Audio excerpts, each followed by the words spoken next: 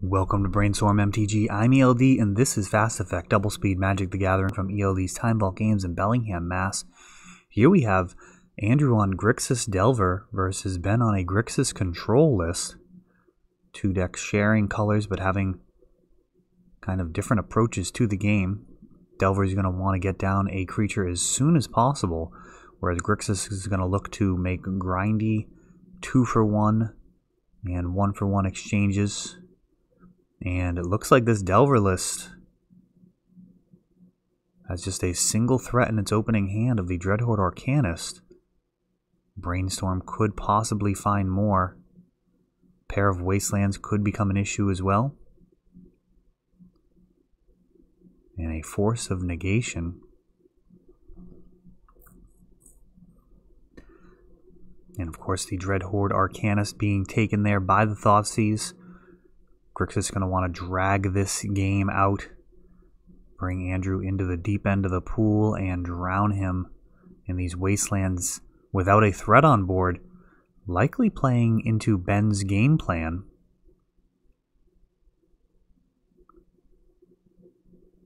Andrew really needs a body and a clock. And there is a Delver.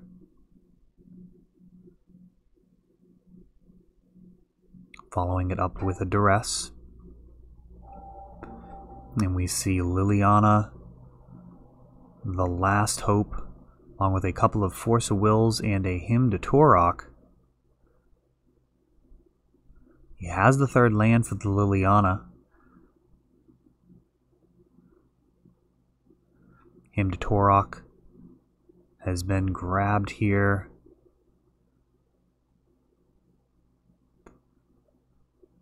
Far as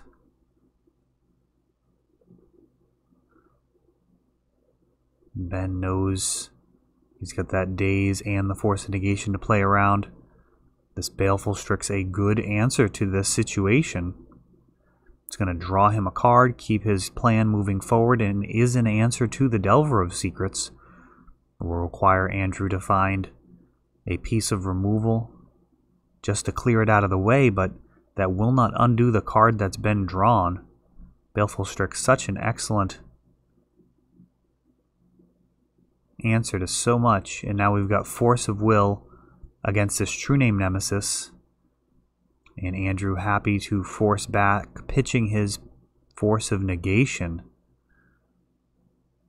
Liliana the Last Hope, not particularly exciting when you've got down a True Name Nemesis on the other side of the board. Very difficult to make any Planeswalkers stick against the Merfolk. People do sometimes forget that he actually is a Merfolk. That tribe not really being represented in Legacy right now. Was at one point the premier deck in the format. Mono blue Merfolk. I suppose right around that 2013 time period when True Name Nemesis was printed. Might be the last hurrah for that. That was an inclusion in that deck and then eventually spun off to be a standalone Merfolk, running that Baleful Strix into the Daze, denying the card draw. Wasteland taking a look here. He's got plenty of red and black mana and blue mana. Now Dreadhorde Arcanist piling on here. Plague Engineer takes down the True Name. And Dreadhorde Arcanist is going to be able to start getting some serious value here for Andrew. His Plague Engineer landed momentarily. It was cleared by the Lightning Bolt. And Andrew was able to keep going with the Dreadhorde Arcanist just very briefly with this Fatal Push taking it out. These guys are exchanging blows here. And now Baleful Strix off the top. A very frustrating draw here for Andrew. With only one card in hand. Oh, and throwing a Daze at that. I don't like that line at all. That's really throwing away a card achieved really nothing. And now Narset.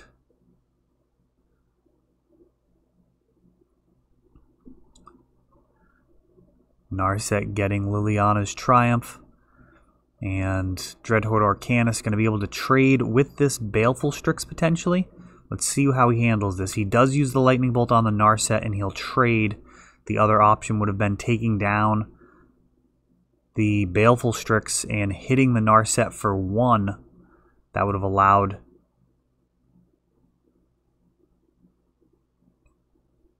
a little bit of a different line. However, that Liliana's Triumph on the other side does make that less certain. And now Kolgan's Command.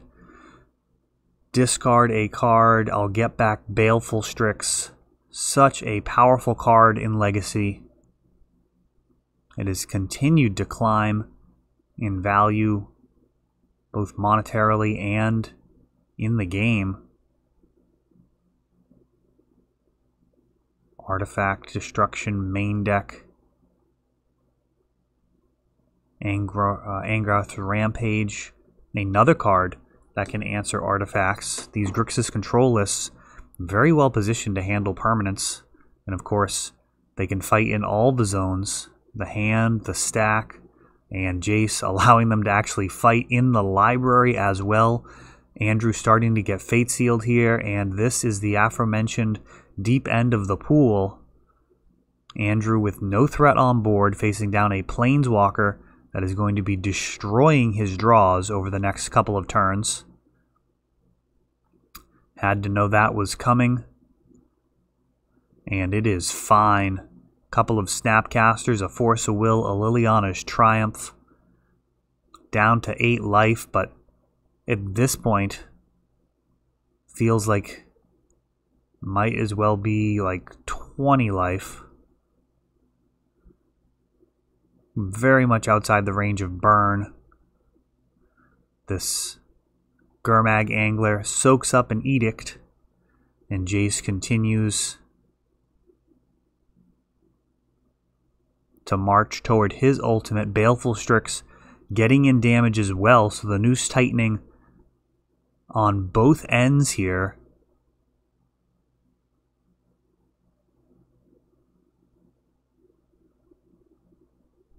We have a bleed out of life and a ultimate that's on its way. Which will get there first is really the most exciting question left, and Andrew not even interested in finding out, ready to move on to game number 2. Control just strangling this Delver deck. The opportunity was there early, but answered by Grixis Control, Delver of Secrets, Dreadhorde Arcanist, Gurmag Angler, all of them handled by this control list. Ben does have access to Blood Moon in his sideboard. Mostly only brought in versus decks that have more going on with their mana base. Certainly the Dark Depths strategies do not enjoy facing down a Blood Moon on the other side of the table, especially when backed up by counter spells. It looks like Ben's considering cards like Thoughtseize and Force of Will. Force of Will, a 2-for-1. You're really looking to grind out Grixis. They don't have too much that you're super happy about forcing. Maybe just their Force of Wills.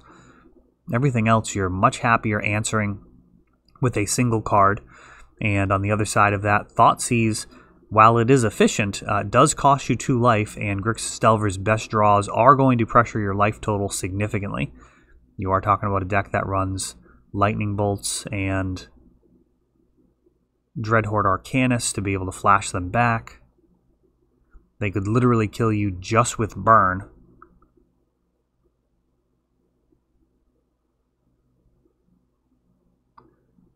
And Ben's got a land light hand with some cantrips, and looks like he's going to be keeping.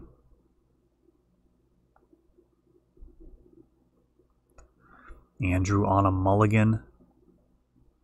Helps out Ben's cause a little bit right up front. So many cards in Ben's deck are going to be 2-for-1s. Liliana's Triumph, just another card in that line of potential 2-for-1 blowouts. Recently saw that on camera. A Liliana's Triumph actually taking out a lethal attacker and clearing out a lightning bolt that was unable to be cast. There was no mana up for it. Either one of those cards would have been lethal, and instead a single card, Liliana's Triumph, eliminated both of them. Just incredibly powerful when it comes together. So rare for us to get a strict upgrade on an already played card. I mean, Grixis was playing Diabolic Edict. It was good enough, and Liliana's Triumph just takes it up on a couple of different levels, both not targeting the player and also getting that discard when you've got a Liliana Planeswalker. Bitter Blossom now, a permanent that Ben might have a harder time answering. It is an enchantment.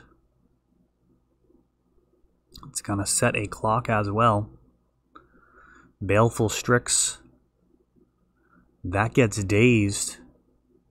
One of the better ways of answering it, really. It's a 1-for-1 trade. Granted, there's a tempo loss of picking up your island, but it's about as good as it gets versus Baleful Strix. Spell Snare, probably the best possible answer. Pyroblast, another one. But it can be difficult to deal with Baleful Strix without getting behind. And now Bitter Blossom mounting an offense here. Brainstorm along with a fetch land. Andrew with the best combo in the game here has a decision to make. What to get rid of, what to protect. It's kind of the beauty of Brainstorm in Legacy. There's so many different possibilities. Typically here you're going to want to actually just get rid of the worst 2 cards, but occasionally it's going to be correct to protect a card on top of your library.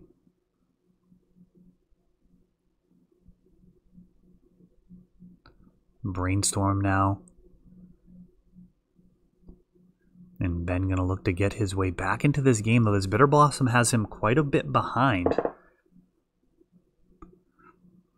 Grixis not really the type of deck that's going to be able to often leverage the life loss from Bitter Blossom to its advantage.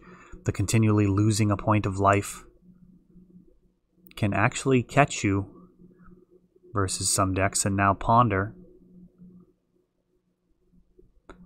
And he has an awful lot of answers. Plague Engineer, if that is in the top 3 there, really the ideal answer to Bitter Blossom, especially if he can protect it with all of this counter magic.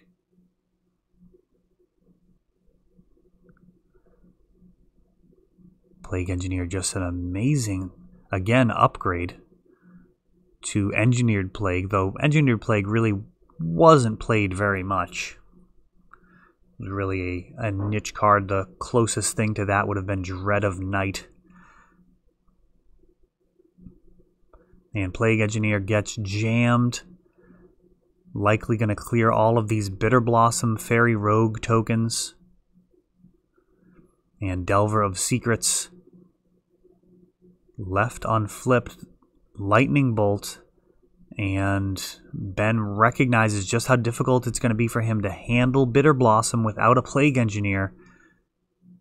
And he Force of Wills the 1-mana spell.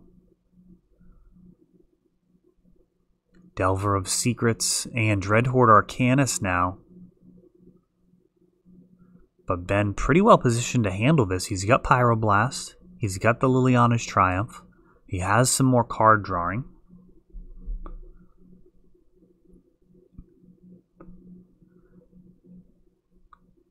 Andrew preordaining, but he is playing Hellbent here. It would not be shocking if that's the last time that Andrew gets to swing.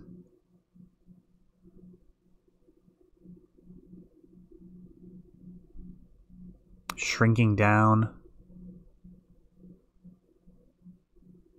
Delver of Secrets able to hit for 3. Now, it was interesting that he decided to block with that Dreadhorde Arcanist. I think Ben's probably pretty happy with that decision. The way things were lining up, it feels like Andrew had a chance to clear this Liliana. And as it is, Ben's actually winning the race. He doesn't even need to use this Pyroblast or Force of Will if he's just going to win the race anyways. Swinging for 1 at a time thanks to this Lily, and if he's swinging at the Lily, even worse. When now Ben's got a decision, Duress could pry this Pyroblast out of his hand, and it does. And he's happy to show a Force of Will and a Ponder. Any blue card or a land off the top will make this Force of Will active. Dreadhorde Arcanist, but again,